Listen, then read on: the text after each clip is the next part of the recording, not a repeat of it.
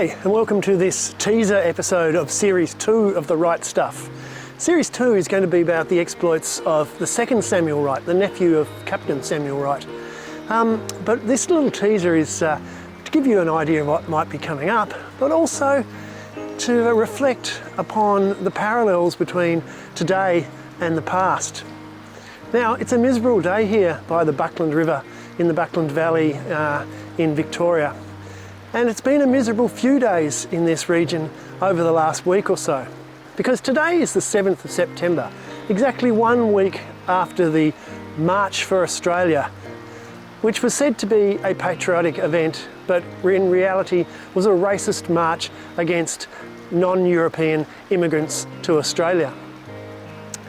And that's where the first parallel comes in, because here in the Buckland Valley in 1854 was one of the first of the vicious anti-Chinese riots to be held in Australia.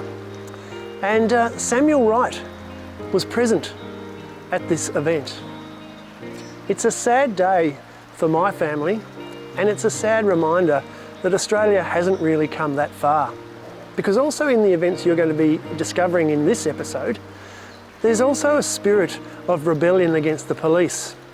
And here in this region, only just up the road, only 10 k's up the road in Porapunka, was an event about 10 to 12 days ago where a so-called sovereign citizen murdered 2 police officers.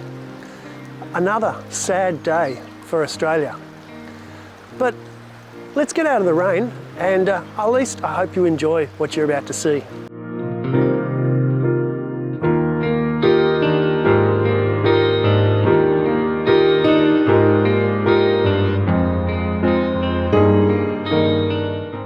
Sam and his cousin Willie had moved to the goldfields here in Victoria in the early 1850s, shortly after the death of Captain Samuel Wright. They initially moved to Spring Creek, which is now known as Beechworth, and later moved further up here into the Buckland Valley.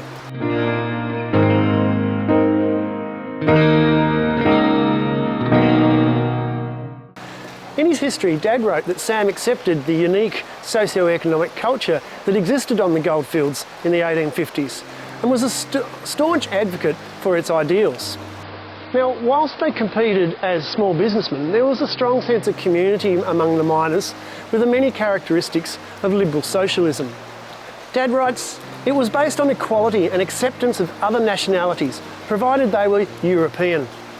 The Chinese miners, with their equally strong culture, were not welcome.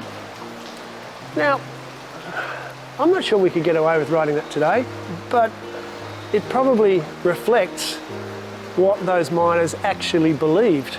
They probably actually believed that they were progressive, woke even.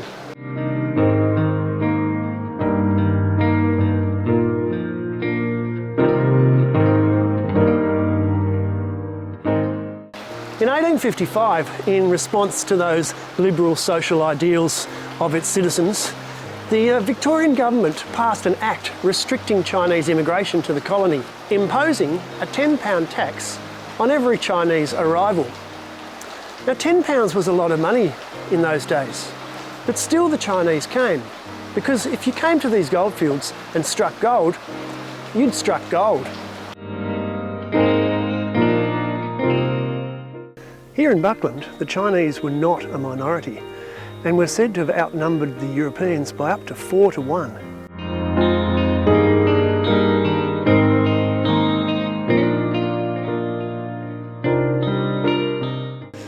On the 4th of July 1857, around 100 of the disgruntled miners met at the local hotel to discuss the Chinese problem. And they came to the decision that they needed to expel the Chinese from the Buckland Valley goldfields. Following the meeting, it said up to 40 of those miners stormed up to where the Chinese were operating, said to be here in what is now R. Young's campground on the banks of the Buckland River, and viciously attacked the Chinese.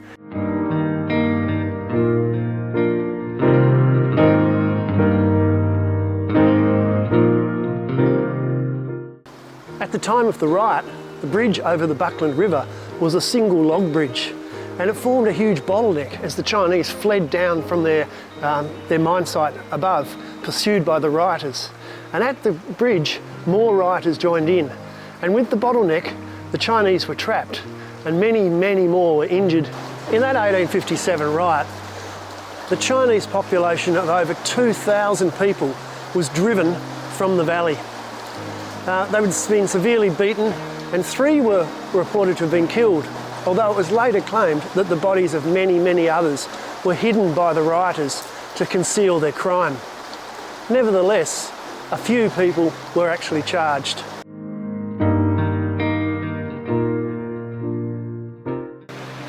And while the Chinese population flowed away like the water down this river, they weren't the only people to leave the Buckland Valley. For a few years later, Samuel himself was to leave, to head north to New South Wales. And strangely coincidentally, something else happened there.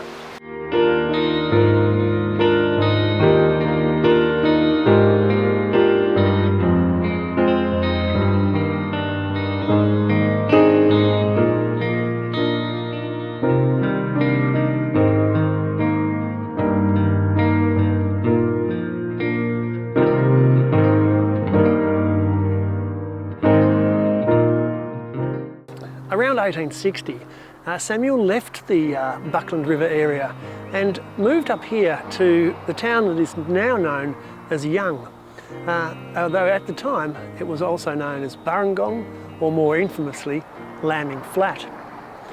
What motivated Samuel to come here, other than the discovery of gold here at Lambing Flat, is a little bit of a mystery, because they were well settled in the Buckland area. And it is 400 kilometres away from that region, 4 hours drive by road today. So it certainly was a bit of a hike. But I have a fear that the motivation was not just the gold, but something a tad more sinister in terms of Sam's politics.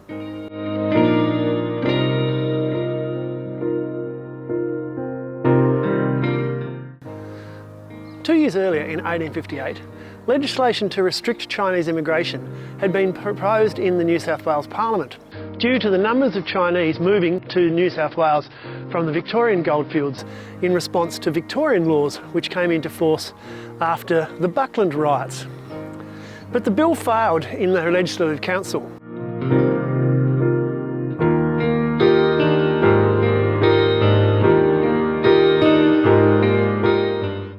Trouble began in 1860 with the formation of the Miners' Protection League, which demanded the expulsion of all Chinese miners from the goldfields, and also demanded that men from all nations join together. All nations?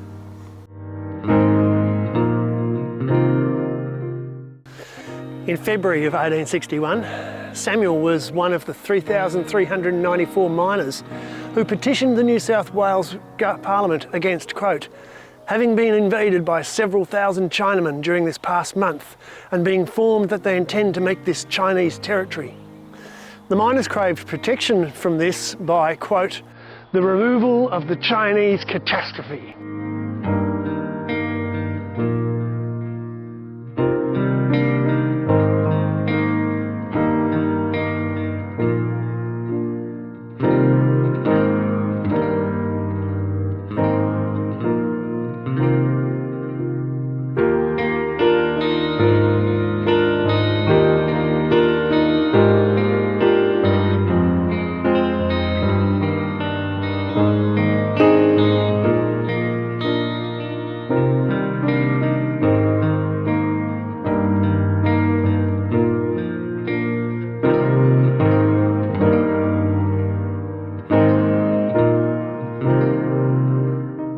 The attacks on the Chinese actually started in November of 1860, but reached their peak 6 months later. On the 30th of June 1861, right here at Blackguard's Gully, which was the Lambing Flat goldfield occupied by the Chinese, up to 3,000 European miners attacked 2,000 Chinese miners and drove them off Lambing Flat. Many Chinese were savagely beaten. There were no recorded deaths, although recent research suggests that 4 Chinese were killed in this riot.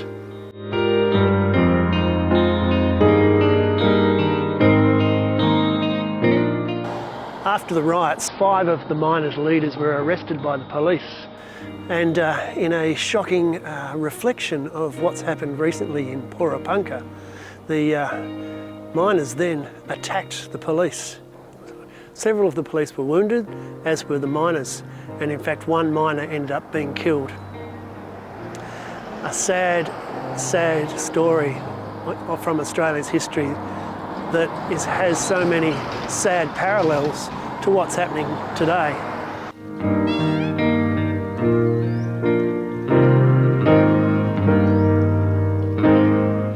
In November 1861, in response to the riots, the New South Wales government finally passed a Chinese Immigration Restriction Act. And that sowed the seeds for further restrictions to come when Australia became a federated nation.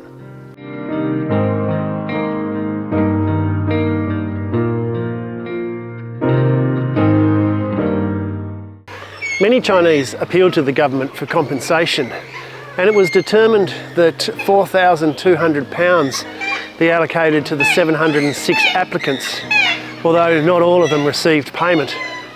But at least it shows that there was some recognition from government that wrong had been done to the Chinese.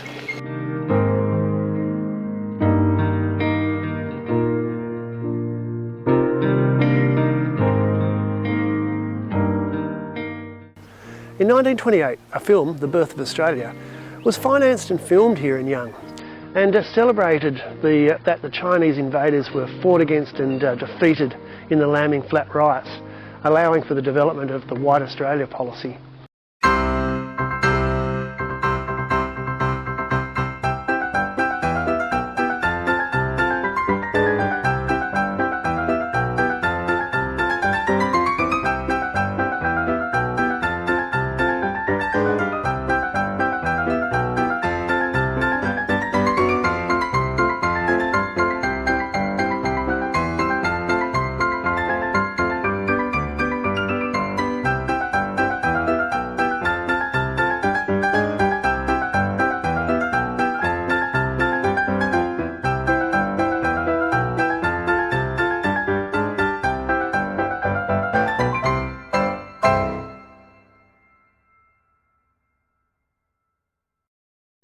It has been recorded in some sources that a German marching band played at the Lambing Flat riots. Now, that sort of brings back some synchronicity to the March for Australia, doesn't it? With some people sympathising about some other German traits.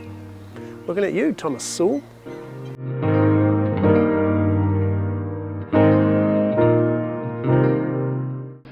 And I'd just like to also recognise 2 people that I have met in my time as colleagues and sailing competitors.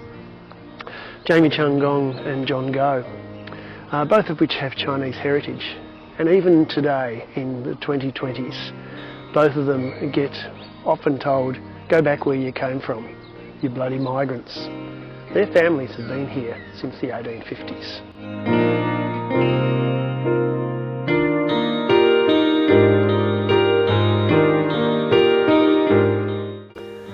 So if you've enjoyed this little teaser to Series 2 of the Wright Stuff, please click like, please subscribe, and stay tuned for the story of Samuel Wright II.